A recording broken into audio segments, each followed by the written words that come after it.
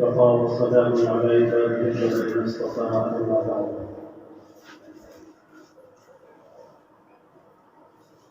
قال الله تبارك وتعالى: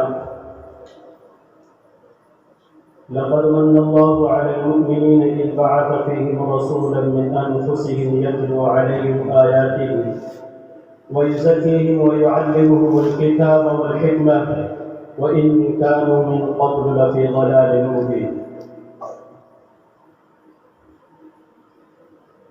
وقال النبي صلى الله عليه وسلم: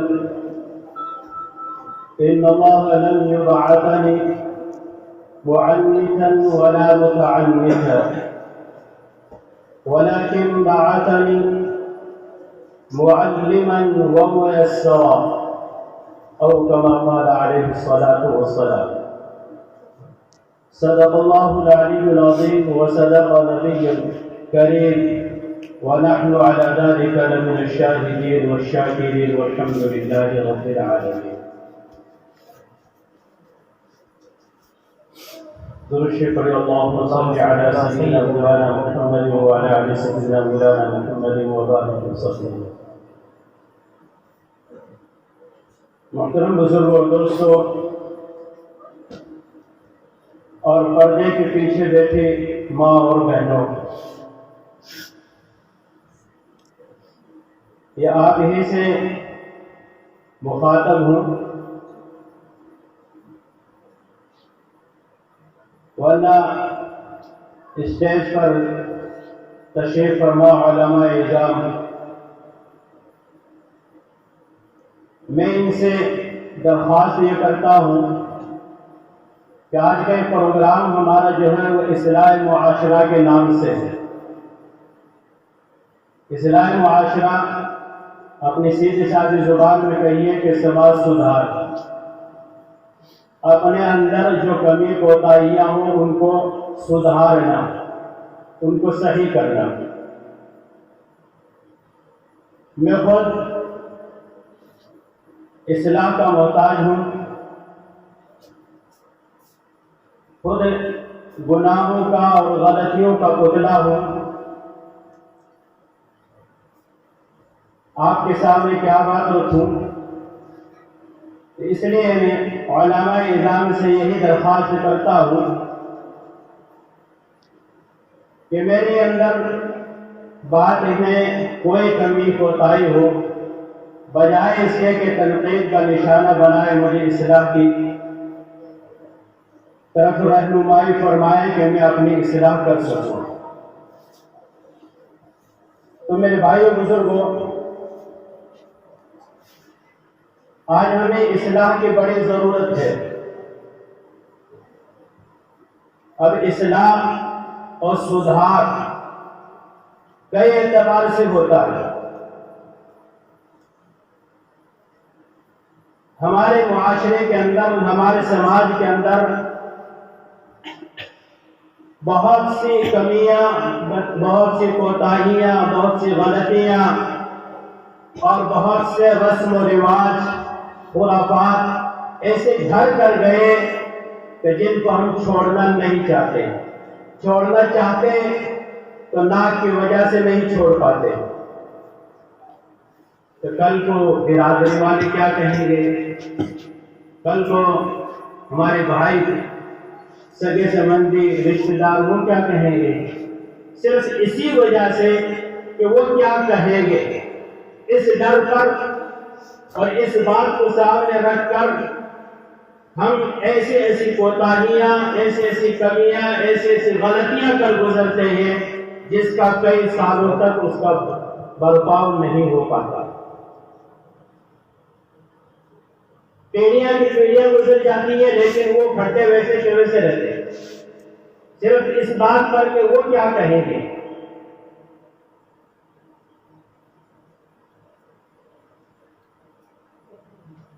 तो बहुत सी कमियां हैं हमारे अंदर।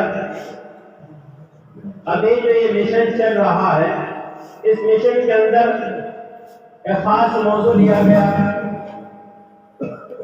मौजू है कि ब्याह शादी के अंदर हमारे बहुत से खुराफात हैं, बहुत सी गलतियां हैं, कमियां हैं। उनको दूर किया जाए। अब उसमें खास तौर से नाच गाना है, डीजे है, बाजा है, पटाखे हैं। ये ऐसी चीजें हैं कि जिनसे किसी को भी कोई फायदा नहीं होता। न पटाखे छोड़ने वाले को फायदा होता है, न सुनने वाले को तकलीफ जरूर होती है। डीजे बजाने वाले को भी कोई फायदा नहीं होता, जो लाता उसको भी नहीं फायदा होता, नुकसान जरूर है। और घर के अंदर नाच गाना होता है, उसके अंदर बेहयाई है। आज हम, मेरी बातों से बुरा न मानना, मैं पहले ही आपसे माफी चाहता हूं कि आज हम, मेरे घर के अंदर ब्याह है, शादी है, अब मैं सिर्फ अपनी बात को ऊंची रखने के लिए, अपनी अना की वजह से कि मैं हूं, मैं बड़ा हूं, मैं चौधरी हूं, मैं खानदान का बड़ा हूं, मैं खानदान को लेकर चलने वाला हूं, अगर मैं ये नहीं करूंगा तो लोग क्या कहेंगे? मेरे पास इतने पैसे, ये पैसे मेरे क्या काम देंगे?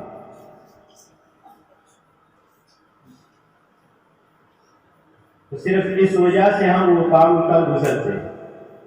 अब हम नाच गाना लाते हैं, डीजे लाते हैं, या डीजे के छोटे भाई कॉलम लाते हैं,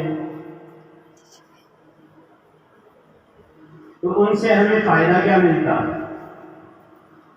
पैसे आपके लगे या ना लगे, बहुत से कह देते हैं कि हमारे पैसे नहीं लगते। मैंने कई जगह ऐसी बात कही कि भाई आप क्यों लेके आए पैसे? यही पैसे आप किसी गरीब को देते तो चूल्हा जलता, यही पैसे आप किसी मदरसे के अंदर देते, यही पैसे आप किसी मस्जिद में देते, इसी पैसे से आप कहीं प्याऊ लगाते थे, इसी पैसे से किसी का भी फायदा कर सकते। जवाब मिलता हमारे पैसे नहीं लगे इसे। क्यों भाई? आपके घर का दाऊ नहीं, मेरा दोस्त था उसने लिया है। चलिए मान लेते हैं हम आपका दोस्त था वो ले आया, तो कल को वही दोस्त, आज तो वो आप इस शादी के मौके पर, और आप ये जो कह रहे हैं कि खुशी के मौके पर वो ले आया, पैसे नहीं लिए, तो कल को वही दोस्त आपके घर में आकर यही धमाल मचाता है, आपकी नींदें खराब करता है, तो आपको कैसा लगता है? तब आप नाराज क्यों होते?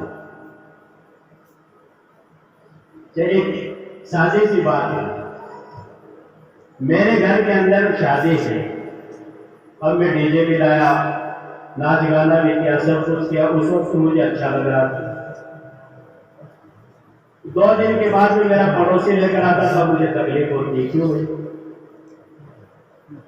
अब तकलीफ क्यों हो रही है? तो मेरे भाई बुजुर्गों, ये तमाम चीजें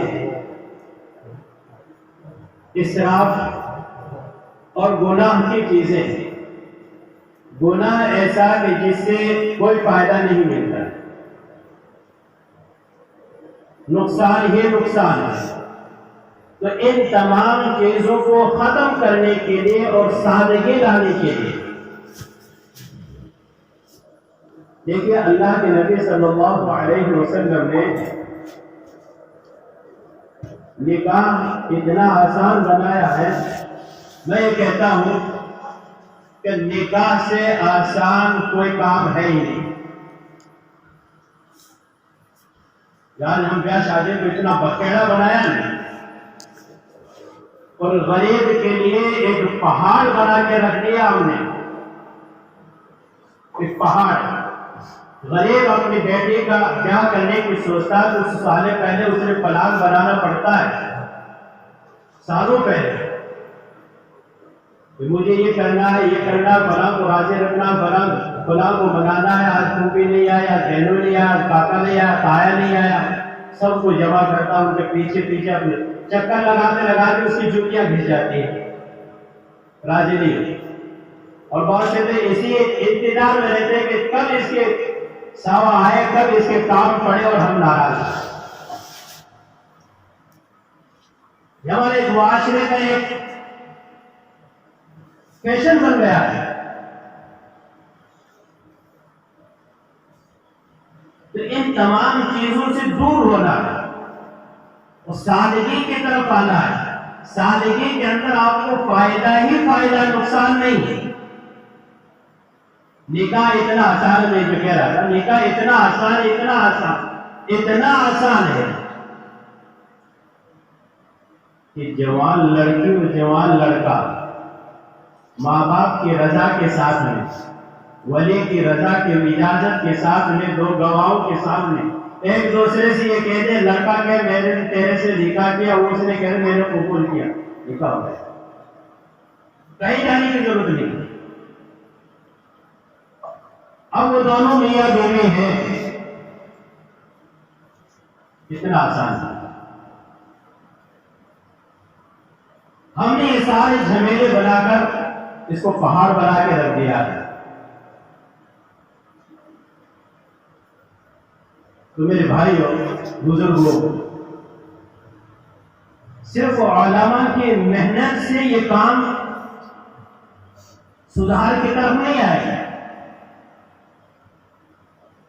उलमा अपनी मेहनत कर रहे हैं, इनको इनका सिला मिलेगा, मगर जब तक आप लोगों का साथ नहीं होगा, जब तक आप लोग इसके अंदर हाथ नहीं बटाएंगे, जब तक आप उलमा की मेहनत पर खड़े नहीं होंगे, जब तक ये काम आगे नहीं बढ़ेगा।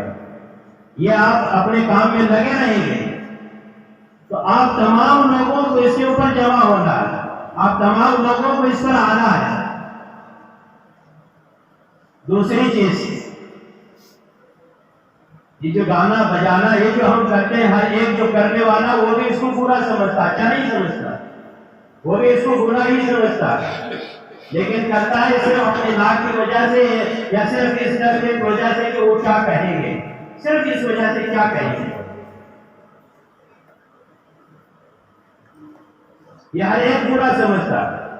तो निकाह को आसान बनाना, ब्याह शादी को सादगी की तरफ लाना, नबी अलैहिस्सलाम के तरीके पर लाना। जनाब रसूलुल्लाह सल्लल्लाहु अलैहि वसल्लम ने अपनी जिंदगी के अंदर खुद अपने अमल से बताया कि कितना आसान है निकाह।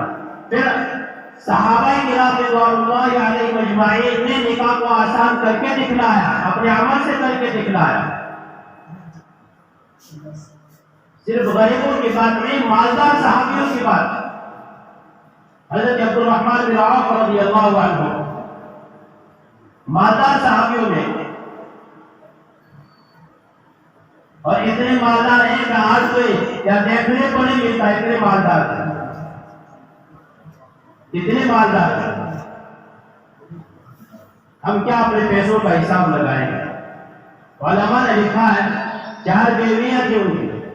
जब इंतकाल हुआ तो जब मीरास तकसीम होने लगी तो चारों बेवियों को और मेरे के जो 8वां हिस्सा जो आता है हिस्से के अंदर मीरास का, आज हम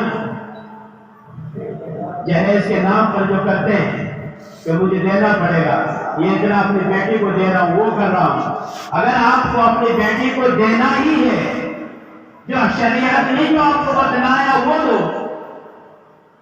शरीयत ने जो हिस्सा रखा वो दो। बेटी का हिस्सा रखा है शरीयत ने, बाप के हिस्से के अंदर, बाप की जायदाद के अंदर बेटी का हिस्सा रखा है, वो हिस्सा हम देते नहीं है, उसका हमारे यहाँ तस्करा नहीं होता, हम जानते भी नहीं क्या होता है, कभी इसके पूछने की तौफीक नहीं होती जानने वालों से। जहेज के नाम पर हम लुटाते हैं सिर्फ दिखावे के लिए, नाम और नमूद और शोहरत के लिए, और कोई मकसद नहीं है। अगर उसी माल को आप दे रहे हैं, आपको अगर ये कहा जाए कि छुपा कर दो, किसी को पता ना चले, तो फिर कहेंगे देने से क्या फायदा। यानी सजाया जाता है बाकायदा, और मोहल्ले के अंदर झगड़ा पीटा जाता है कि आओ देखने के लिए, आओ देखने के लिए, ये जोड़े देखने हैं, ये सामान देखना है, ये देखना है।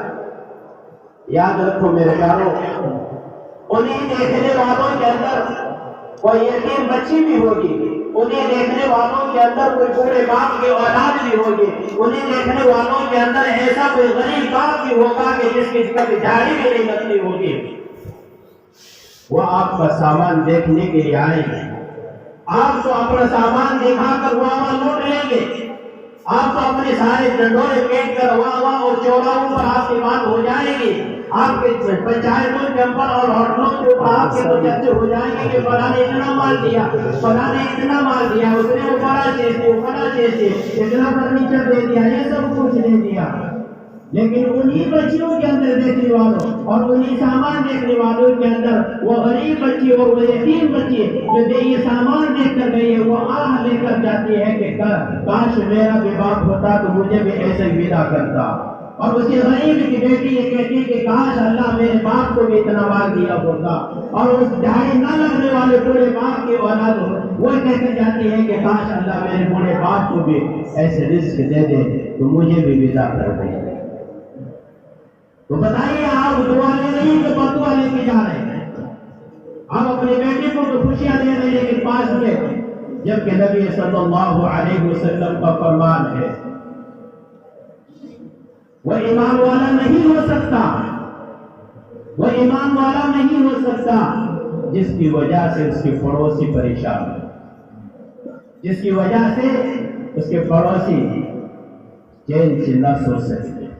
आपने अपना माल दिखाकर, आपने अपने सामान दिखाकर कितनों की बेचैनी अपने सर ले ली। सोचिए,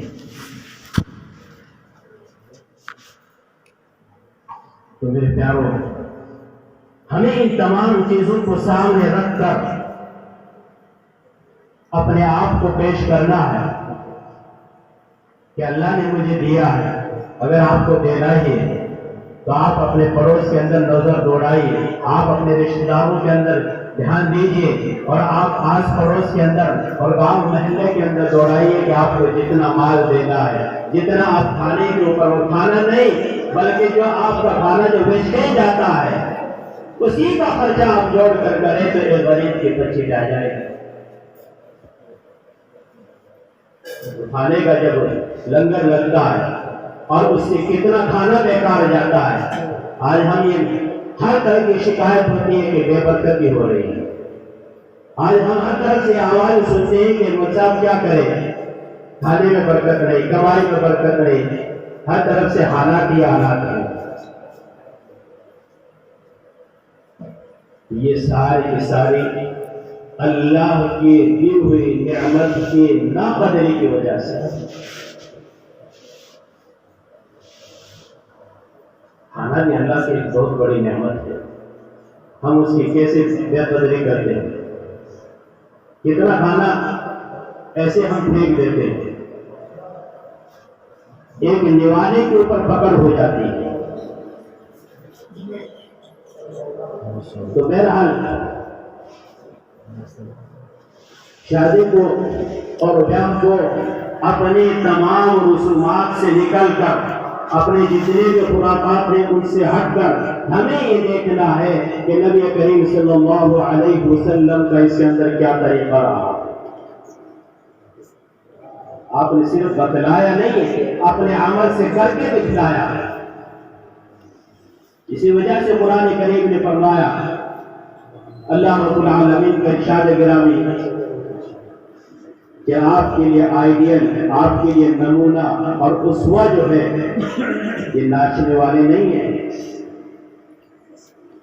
जिनके आप पीछे चलकर अपने कभी हेयर स्टाइल बदलते हो, कभी अपने कपड़े बदलते हो, कभी अपनी चाल ढाल बदलते हो, ये आपके आइडियल नहीं है। मुसलमान तो खुद एक आइडियल है, खुद एक नमूना है कि पीछे चलकर दूसरे की राह इख्तियार करके अपने आप को भुला दिया कि मैं कहां हूं। वही कहावत है, कौवा चला हंस के साल और अपनी चाल भूल गया मैं क्या था। खुद भूल गया कि मैं क्या हूं, मेरा मकाम क्या है। जनाब रसूलुल्लाह सल्लल्लाहु अलैहि वसल्लम का तरीका, जनाब रसूलुल्लाह सल्लल्लाहु अलैहि वसल्लम की चाल ढाल, जनाब रसूलुल्लाह सल्लल्लाहु अलैहि वसल्लम का लिबास, जनाब रसूलुल्लाह सल्लल्लाहु अलैहि वसल्लम की बोलचाल, जनाब रसूलुल्लाह सल्लल्लाहु अलैहि वसल्लम का हर एक तरीका आपके लिए आईने और नमूना है। उसी के अंदर आपकी कामयाबी है।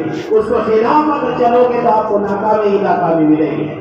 आपको फिर जलील होना पड़ेगा, आपको बेइज्जत होना पड़ेगा, और फिर आपको तरह तरह के ठोकरे खाने पड़ेंगे जो आज हम हर मोड़ पर, हर गले पर, हर चौराहे पर, हर बाजार के अंदर, हर जगह हम देखते रहे कि मुसलमान का क्या इज्जत और मकाम है। जहां से आप गुजरते हैं आपको शक की नजरों से देखा जाता है, जबकि मुसलमान तो वो था, मुसलमान का तो वो मकाम था, मुसलमान का तो वो किरदार था कि जिसके एक मुसलमान अगर हजारों के अंदर गुजरता था तो जिसको इज्जत की नजरों से देखा जाता था, और सिर्फ इस बिना पर उसको गवाह बनाया जाता था कि ये मुसलमान झूठ नहीं बोलता। उसके ऊपर इस वजह से अमानतें रखी जाती थी कि ये मुसलमान है, खयानत नहीं करेगा। उसके साथ इस वजह से उसके साथ में व्यापार किया जाता था, उसके साथ लेन देन किया जाता था कि मुसलमान है, धोखा नहीं देगा। आज सारी की सारी बुराई इस मुसलमान के अंदर है। क्यों? जनाब रसूलुल्लाह सल्लल्लाहु अलैहि वसल्लम फरमाते हैं कि मैं अपने उम्मत के अंदर हर एक गुनाह की तवक्को कर सकता हूं, लेकिन दो गुनाह के जिनके मैं तवक्को और उम्मीद नहीं कर सकता, कि मुसलमान हो झूठ बोले, मुसलमान हो और किसी को धोखा दे, ऐसा नहीं हो सकता। आज सबसे ज्यादा ये बुराई है मुसलमान के अंदर।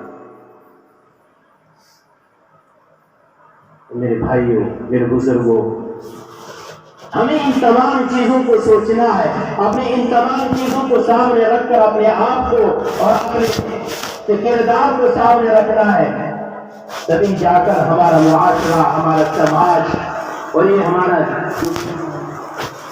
गांव का या मोहल्ले का या घर का जितना भी हम लेकर चल रहे हैं, ये हमारे मानने वाले तभी बनेंगे कि जब हम खुद इस पर खड़े होंगे।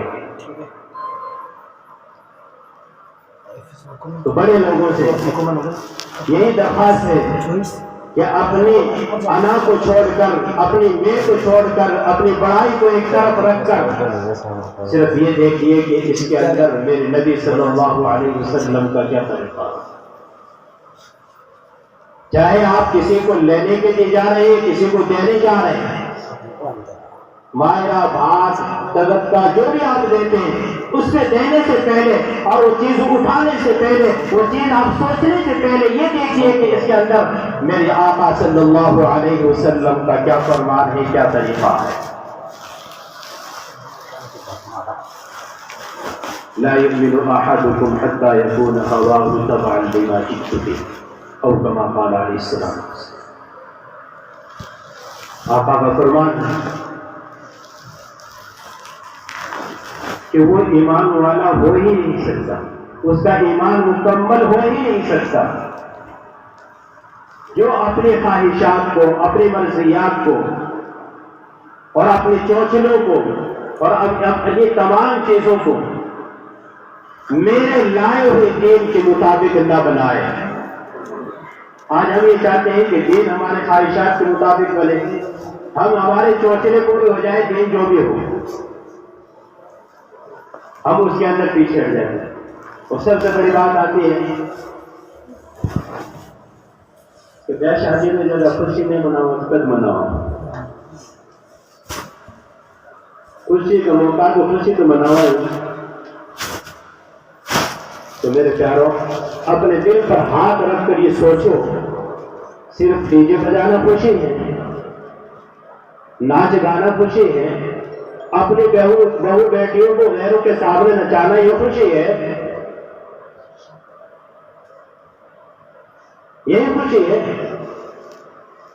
अगर आपको खुशी ही मनानी है, यही आपको काम करना है, तो इसके अंदर ये देखिए कि मेरे आका का क्या तरीका है। ये आपकी चंद रोजा जिंदगी है, न जाने कब किसकी शाम हो जाए कोई पता नहीं है। ये टिक टिक जो घड़ी चल रही है कब किसकी बंद हो जाए कोई पता नहीं है, कोई किसी का पता नहीं है। तो हम क्यों ना ये करें कि हमारे आखिरी सांस हो जनाब रसूलुल्लाह सल्लल्लाहु अलैहि वसल्लम का तरीका हो। हम ब्याह शादी के अंदर भी, अपने तमाम कामों के अंदर भी, बाजार के अंदर हो तब भी, घर के अंदर हो तब भी, हर एक चीज के अंदर हम तमाम को ये देखना है कि नबी सल्लल्लाहु अलैहि वसल्लम का क्या तरीका है।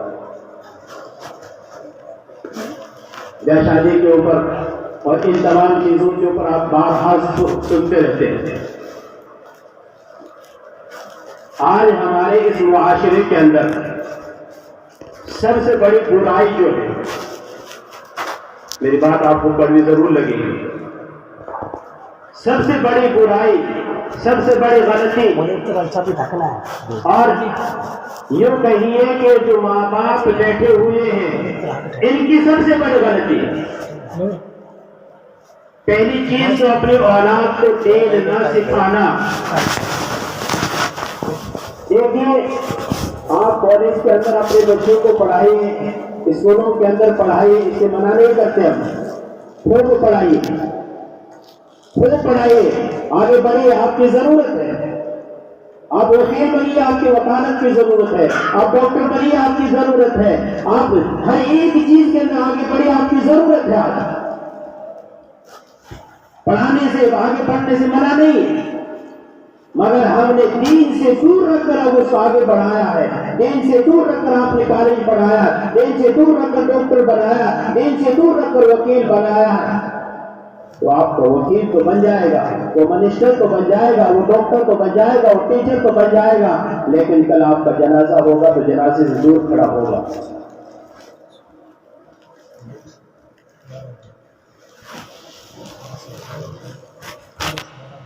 आगे का भी वाकया है, सीकर का वाकया बता रहा हूं आपको।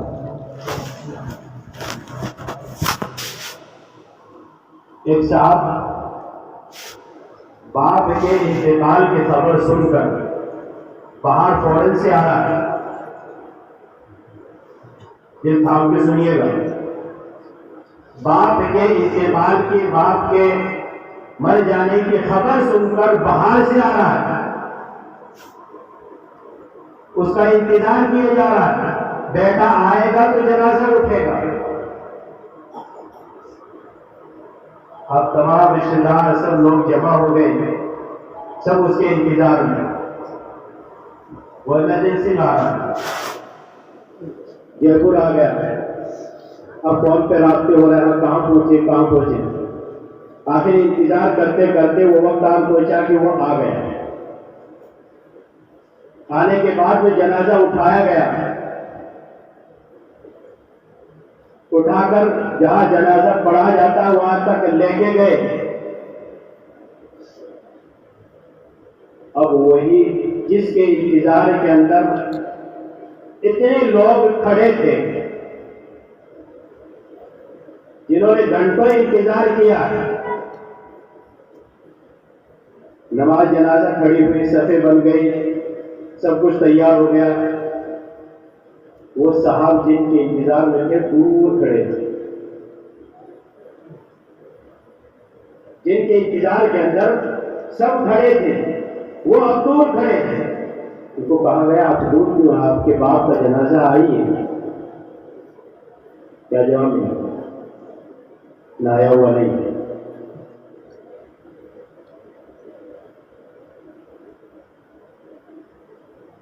जनाजा पढ़ने से तो आपको इतने दीन से दूर रखोगे तो यही हाल होगा। तो आप जितना चाहें आप कॉलेज पढ़ाएं, सब कुछ पढ़ाएं, मगर दीन के साथ में। अकबर इलाहाबादी ने कहा था, तुम शौक से कॉलेज में पढ़ो, पार्क में कूदो, तुम शौक से कॉलेज में पढ़ो, पार्क में कूदो, जायजे गुब्बारों में उड़ो, चरख पे झूलो,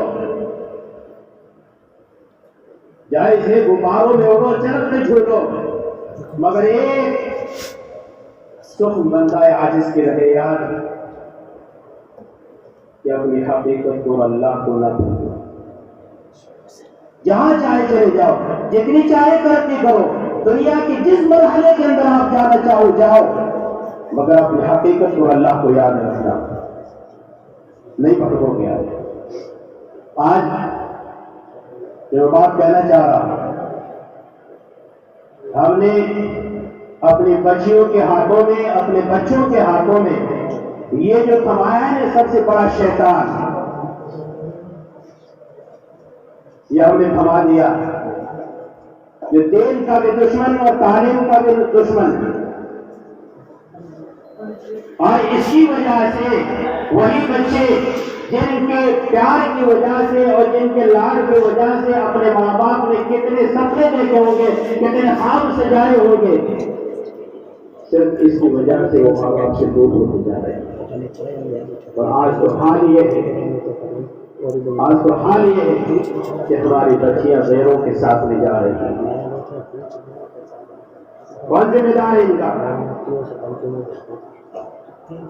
हमारी बच्चियां गैरों के साथ में जा रही, क्यों? जबकि शरीयत ने यहां तक इजाजत नहीं दी है, शरीयत ने इजाजत नहीं दी है। सगा भाई भी है, सगा भाई भी है, उसके लिए भी शरीयत ने कहा है कि जब वो 10 साल का हो जाए तो बिस्तर अलग कर दो। और आज हम गैरों के साथ में मोटरसाइकिलों के ऊपर बैठते, हम खुद किसने इजाजत दी? शरीयत ने सगे भाई के ऊपर एतमाद नहीं किया और आप गैरों के ऊपर एतमाद कर रहे हैं। और सबसे बड़ा फितना है, वो घर का फितना है, जेवर है। शरीयत ने मौत से कहा, मौत से याद किया है जेवर को। आज हम कहते हैं जेवर है, सबसे बड़ा फितना है, सबसे बड़ा।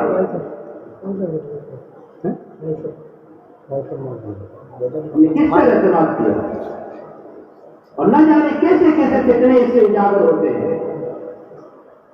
तो बुजुर्गों, ध्यान देने की जरूरत है। अपने घरों को संभालो, अपने मुआशरे को संभालो, अपने खानदान को संभालो, अपने रिश्तेदारों को संभालो कि हमारे अंदर क्या क्या बुराइयां होती जा रही हैं।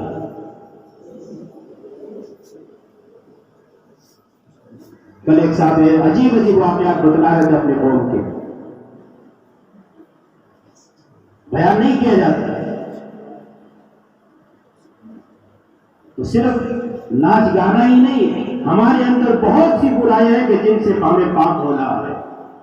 अपनी नस्लों को बचाना है और अपनी नस्लों के अंदर दीन को अगर बाकी रखना है, दीन को जिंदा करना है। मैं सबसे पहले ये कहूंगा कि अपनी बच्चियों से और अपने बच्चों से मोबाइल छीनो। अगर सुकून चाहते हो, अपनी इज्जत चाहते हो, आज हमने इन छोटे छोटे मासूम कलियों के हाथों में ये मोबाइल थमाया है। सिर्फ क्या जवाब, माँ क्या कहती है कि थोड़ी देर मोबाइल दे दो, तुम्हारी शान बोल रहे हो, तो खेलने लगे जाओ, आगे बस काम कर लो। वो खेल नहीं लगता है, आप अपनी नस्लें बिगाड़ रहे हो।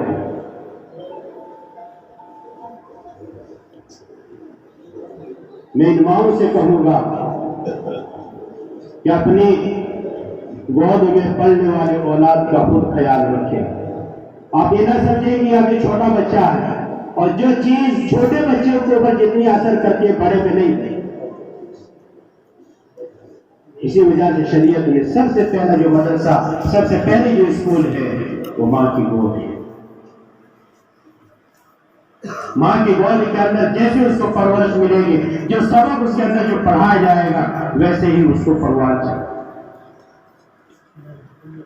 पहले की माएँ अपने औलाद को लोरियां सुनाती थी, दूध पिलाती थी, अल्लाह अल्लाह की लोरियां सुनाती, नबी नबी की लोरियां सुनाया करती, तो वैसे ही वो तैयार होते थे। आज हमने ये मोबाइल थमा दिया, बच्चा अभी बोलना भी नहीं आता, उठना भी नहीं आता, सही से पकड़ना नहीं आता, तो उसके हाथ में हमने सामने रख दिया कि इससे लगा रहे, माँ अपने काम में नहीं। अरे जब औलाद अपनी माँ की अपने बाप के सामने लेगा तो किसकी लेगा?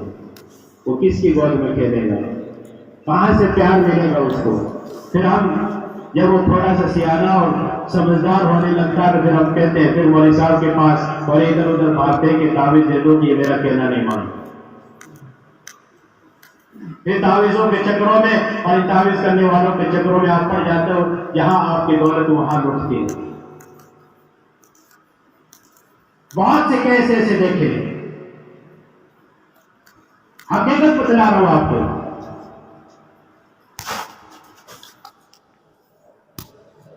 मेरे भाइयों बुजुर्गों, माँ और बहनों, इन तमाम चीजों की तरफ हमें ध्यान देने की जरूरत है, खास तवज्जो की जरूरत है। और नौजवानों से ये दरख्वास्त है कि अपने तमाम चोचलों को एक तरफ रखिए, अपने ख्वाहिशात को एक तरफ रखिए। सबसे पहले ये देखिए कि इसके अंदर आका अलैहिस्सलाम का क्या तरीका है। आज बहुत से नौजवान तो सिर्फ हेयर स्टाइल इसलिए बदलते हैं, कपड़े इसलिए बदलते हैं कि हम कहीं बैठे तो कोई ये ना कहे कि ये मुसलमान है। आपको तो फख्र होना चाहिए कि हम मुसलमान हैं, और मुसलमान की वजह से कायनात का निजाम चल रहा है। एक ईमान वाले की वजह से पूरी कायनात का निजाम ऐसे ही चलता रहेगा। अगर एक भी ईमान वाला, एक भी अल्लाह अल्लाह कहने वाला इस दुनिया पर, इस जमीन पर अगर नहीं रहेगा तो अल्लाह सारे निजाम को तोड़ फोड़ कर हम भरम करेंगे। ये ईमान वाले की तो बरकत है। आज का नौजवान कहता है कि मुसलमान अल्लाह है, इसी वजह से मुसलमानों को मिटाया जाए। साजिशें हो रही है। आप ये नेट के ऊपर जितने भी आप चैटिंग करते हैं या आप सोशल साइट पर जितने भी आप चलते हो या आप जितने गेम खेलते हो, या आपको गेम नहीं दिया जा रहा है। इसके पीछे अरबों खरबों डॉलर खर्च किए जा रहे हैं सिर्फ ईमान वाले को ईमान से हटाने के लिए। बड़ी साजिशें। आज मुसलमान कहता टाइम पास कर रहे हैं। किसी चौराहे पर चले जाओ ये मुसलमान बच्चे मिलेंगे, किसी गली, किसी नौकान और किसी बाजार, कहीं होटलों पर चले जाओ, रात के 12-12 बजे 1-1 बजे तक ये वो मुसलमान बच्चे बैठे। क्यों? जवाब ये मिलता टाइम पास कर रहे हैं, सिर्फ ये एक टाइम पास कर रहे हैं। क्या दुनिया के अंदर टाइम पास के लिए आ रहा है? कब्र के अंदर तुझे रखते ही पूछा जाएगा दुनिया से क्या लाया, अल्लाह को राजी करके आया, नाराज करके आया।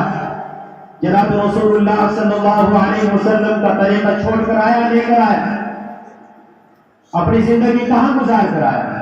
जब कल कयामत के दिन वहां खड़ा होगा ना,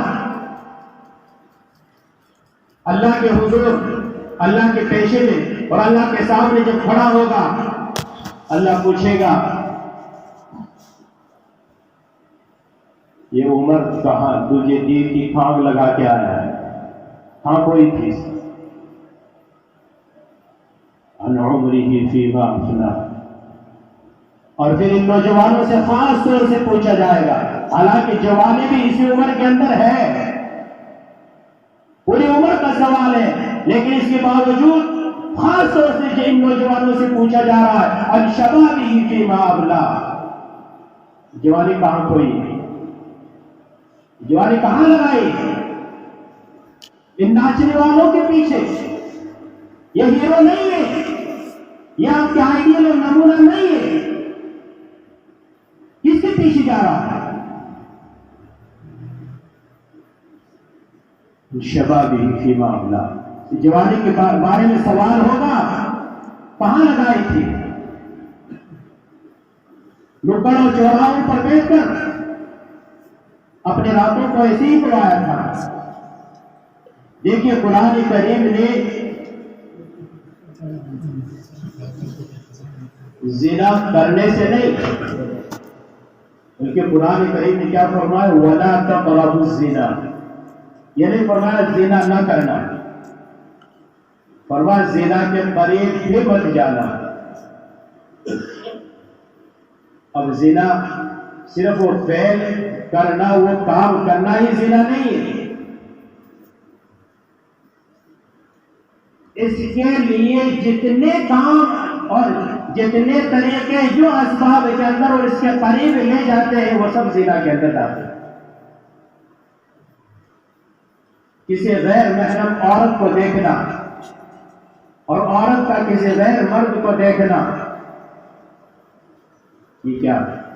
यहां का जिना। आप मौसीकी राफी म्यूजिक गाना, ये तमाम चीजें सुनते होंगे, क्या है? कुरान करीम में क्या बयान कर रहा है? इसीलिए आप आए हो दुनिया में, कुरान सुनने के लिए और कुरान पढ़ने के लिए आए हो, कुरान से दिल लगाने के लिए आए हो। कुरान करीम में क्या फरमाया? हो मना आमदान जिक्री फ़इन्न लहू मईशतन दंका। कुरान करीम से दूर भागोगे, कुरान करीम से मुंह मोड़ोगे, कुरान करीम को अपने दिलों से नहीं लगाओगे, सबसे पहली और सबसे पहली जो आजाब और सबसे पहली जो सजा तुम्हें मिलेगी, तुम्हारी जिंदगी तंग कर दी जाएगी। आज हमारा क्या होगा? कहीं भी चले जाओ मुसलमान तंग नजर आता है। किसी बाजार से निकलता है तो अपने आप को छुपा कर निकलता है और कोई देख नहीं, अपने आप को तंग महसूस करता है। तो किस वजह से हुआ? आज नौजवानों से पूछिए कुरान पढ़ा के नहीं, अगर पढ़े हुए हैं तब देख, सही नहीं पढ़े तो किसकी जिम्मेदारी? कुरान पढ़ना ये मुस्तहब, मगर सही पढ़ना ये फर्ज है। ना पढ़ा तो उस पर इतनी पकड़ नहीं, लेकिन पढ़कर अगर सही नहीं पढ़ा तो उस पर पकड़ है। तो जवानी के बारे में पूछा जाएगा, जवानी कहां लगा के आया? दूसरों के इशारे इशारे में खेलने वाला, शबाबी के मामला। और आप जितना माल लुटाते हो ना, तो मेरा माल है, मेरा माल है, मेरा माल है, मेरी मर्जी, जहां चाहे लगाओ, जितना चाहे किसी को दो, जहां जितना कैसे ही लुटाओ।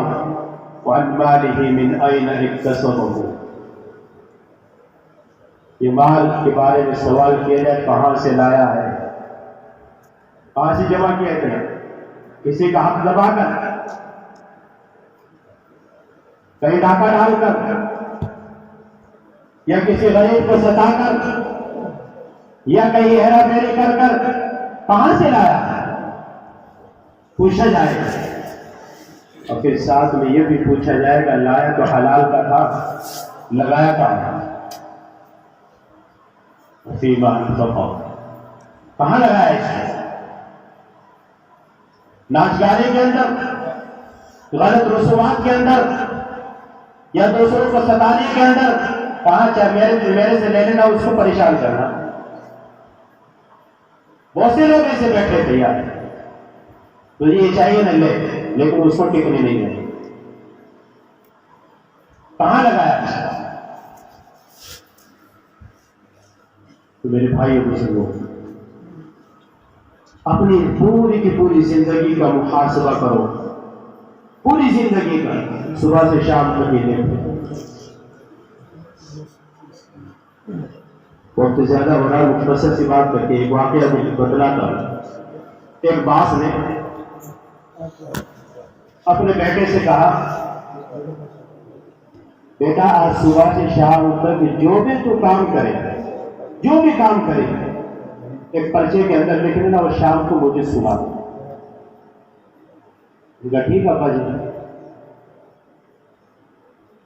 सही करे गलत करे जो भी करे आप, वो पर्चे के अंदर लिख लेना और शाम को मुझे सुना दो। अब बच्चे ने बाप का कहना माना,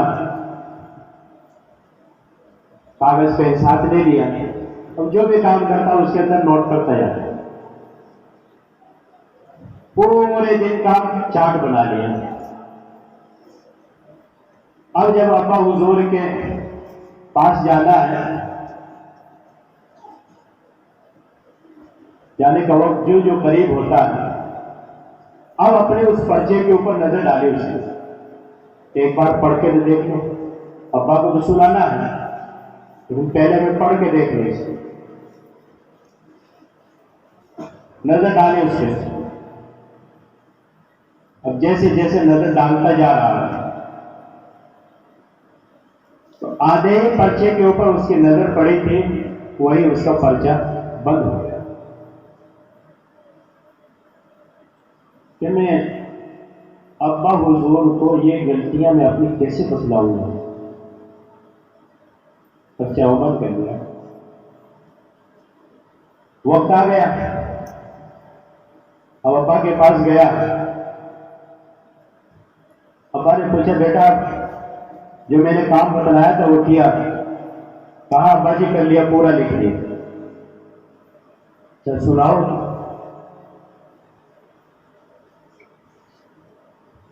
अब बच्चे के अंदर हिम्मत नहीं है कि वो पर्चा पढ़ सके। खामोश बैठा है। बेटा वो सुनाओ। 2-4 बार कहा तो बच्चे ने अपनी धीमी आवाज से, लड़खड़ाती जुबान से वो पर्चा पढ़ना शुरू किया। थोड़ा सा पढ़ा और रुक गया और रोने लग गया। क्या हुआ बेटा? रोए थे? मैंने तो कुछ नहीं कहा, आपने जो लिखा है वही सुन रहा हूं मैं। अब्बा हुजूर इसके अंदर मैंने ऐसे ऐसे काम किए, वो मैं आपको बयान सुना नहीं सकता। अब अब्बा ने कहा, बेटा जब ये काम तुम अपने बाप को नहीं सुना सकते तो कल कयामत के दिन वहां तमाम लोग जमा होंगे। पहले इंसान से लेकर आखिरी इंसान वहां मौजूद होंगे। वहां तेरा बाप भी होगा, तेरा भाई भी होगा, तेरी माँ भी होगी, तेरी बहन भी होगी, सब मौजूद होंगे। सब तेरे रिश्तेदार वहां मौजूद होंगे। सबके सामने अल्लाह रब्बुल आलमीन की तरफ से ऐलान होगा, इक़रा किताबक, पढ़ अपनी किताब। अल्लाह की तरफ से ऐलान होगा, इक़रा किताबक कफ़ा बिनफ़्सिकल यौमा अलैका हिसाब। पढ़ी किताब, आज तेरे लिए ही काफी है। तो उस दिन कैसे पढ़ेगा तुम? तो इस वजह से मेरे भाइयों, बुजुर्गों, माँ और बहनों, हम अपनी पूरी जिंदगी का सुबह से शाम तक का ये चार्ट बना लो, हमारी जिंदगियां बदल जाएंगी। अपनी तमाम चीजों को आसानी की तरफ लाओ। मैंने हदीस पाक जो आपके सामने पढ़ी थी, उसके अंदर जनाब रसूलुल्लाह सल्लल्लाहु अलैहि वसल्लम का यही फरमान है कि मैं दुनिया के अंदर, मुझे अल्लाह रब्बुल आलमीन ने सख्ती करने वाला नहीं बनाया। किसी के ऊपर जोर जबरदस्ती करने के लिए, सख्ती करने के लिए नहीं। मुझे तो मुअल्लिम और आसानी पैदा करने, मुअल्लिम बनाकर भेजा और आसानी पैदा करने के लिए कि लोगों को आसानी के अंदर लाओ। या अलैहिस्सलातु वस्सलाम की पैसत का मकसद। तो अल्लाह रब्बुल आलमीन हम तमाम को जो बातें कही गई हैं, जो हक है, जो कुरान और सुन्नत के मुताबिक है, उन पर अमल करने की तौफीक नसीब फरमाए। जो बातें ऐसी हों जो काबिल मुआखज़ा हो, अल्लाह उनको माफ़ फरमाए, उनसे हमारी हिफाजत फरमाए। और हमारे मुआशरे के अंदर जितने भी खुराफात हैं, जैसे भी रसूमात हैं, जैसे भी बुराइयां हैं, अल्लाह रब्बुल आलमीन उन तमाम से हमारे समाज को, हमारे मुआशरे को पाक फरमाए। अल्लाह रब्बुल आलमीन के ज्यादा अमल की तौफीक नसीब फरमाए।